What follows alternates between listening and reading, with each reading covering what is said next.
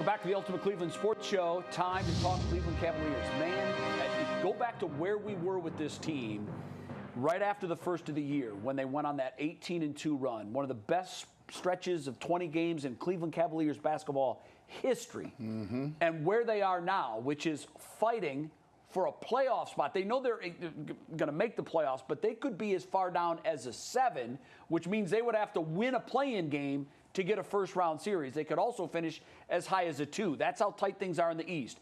They play the Pacers tonight. Big because there's a real possibility they end up seeing the Pacers in the first round of the playoffs. How do you approach it? Well, they better go out there and play basketball. Like to denote that they have the opportunity to just sit around and say, we're not going to show you what we got. I don't think you got anything. Look, you better go out. What hand? Listen, listen, we got a couple pair in a poker game. You better go out there and play your tails off, play with some energy and effort, and get a win because that's what you need.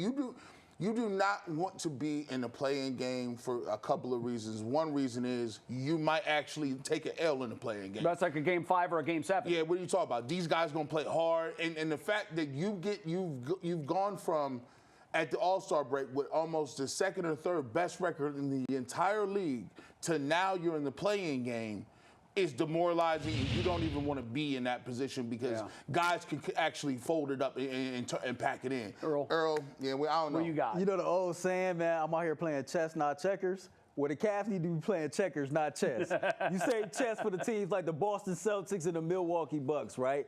The Cavaliers currently is the 4th seed, you know, fighting like crazy to hold on to home court advantage, going against a team that more likely you will see in the playoffs. I think you got to show your hand now, and I think it'll do a lot to restore energy and faith in the fan base, but also in themselves, right? Because you want to go into the playoffs on a high note. You want to go out there against a quality team. You want to play well, and you definitely want to win. So you can't afford to sit back and play the what-if game. You got to secure that home court advantage. You got to get yourself internally ready to go. The season is over Sunday, right? Then it's go time for real. So you can't afford to sit back and not show your hand. You got to go out there and play hard. Yeah, I agree with that 100%. They don't have the luxury of doing that. Yeah. This team is taking a major step back from last year. And in the NBA, it's all about progression.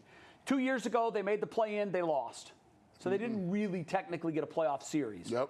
Last year, they made the playoffs. They were a 4 seed after winning 52 games, and they got bounced by a Knicks team that was just better prepared for the playoffs. Absolutely. So if you want to continue that progression, this year means to stay up with that clock, you got to win the first round series and you got to compete in the second round series. So this nonsense of like, well, we're not going to show them what we do. Guess what? What do they do? I don't think they know. Yeah. I don't think they know. No. So win the game, play this game like it is a playoff game. And here's why. You also want to send a message to the Pacers. You want to win by 25 points so they know what's coming for them if they do see us in the playoffs. If they mess around and lose this game and end up in the 5, 6, 7, 8, it's going to be a rough offseason at the Cavs facility. Because I don't know how these guys can survive the offseason. JB and even go up to Kobe. I don't know how they survive the offseason if it's another one and done. Yeah, they don't survive the offseason if it's another one and done. I can't see they do. And I think all of us hope that Donovan Mitchell is quote-unquote healthy enough that the Cavaliers can actually get through the first round of the playoffs. And one last thing, you know, in the last 5 games, I know we've been beating up on Darius Garland a lot. He's averaging 18.7 assists, shooting 38% from 3 over his last 5 games. The Cavs are +4 with him on the court. Evan Mobley, 16 points, 7.4 rebounds a game. Cavs are +8 with him on the court. Jared Allen, 7.2, 9.8 rebounds. Cavs are +8.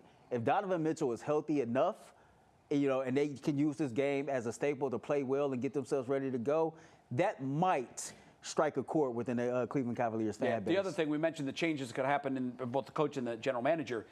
Donovan Mitchell's watching all this. Yeah, he is. And if they end up a play-in team and lose, I don't see any chance that he wants to come back to this next year. None. He went into the All-Star break as the number 2 seed.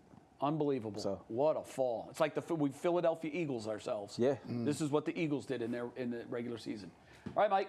A lot of changes coming if it does not end well for the Cavs in the postseason. Speaking of changes, we don't just have a 2-hour YouTube show Monday through Friday. We also have a series of individualized team-specific content every Monday and Friday. G. Bush is with you on the Ultimate Brown Show, 30 minutes of Browns coverage. That is every Friday. On Tuesdays, myself and Jason Lloyd are talking Cavs on the Ultimate Cavs Show. On Thursday, Earl the Pearl has his Ultimate 216 show. It is a sports lifestyle mix-up.